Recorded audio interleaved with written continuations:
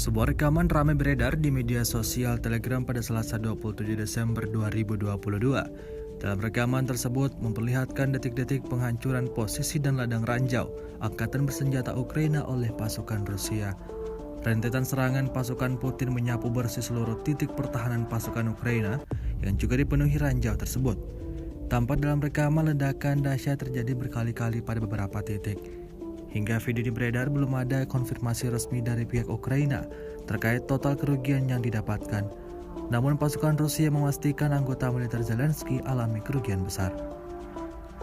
Rusia melaporkan secara total 352 pesawat Ukraina, 192 helikopter dan 2.731 kendaraan udara tak berawak, serta 399 sistem rudal anti pesawat dieliminir sejak awal operasi khusus.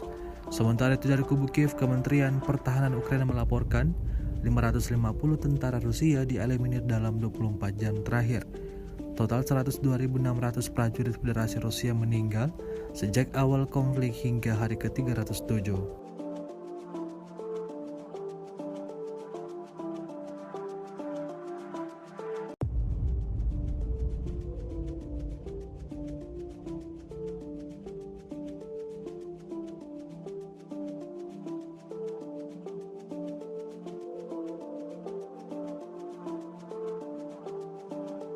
Terima kasih sudah nonton.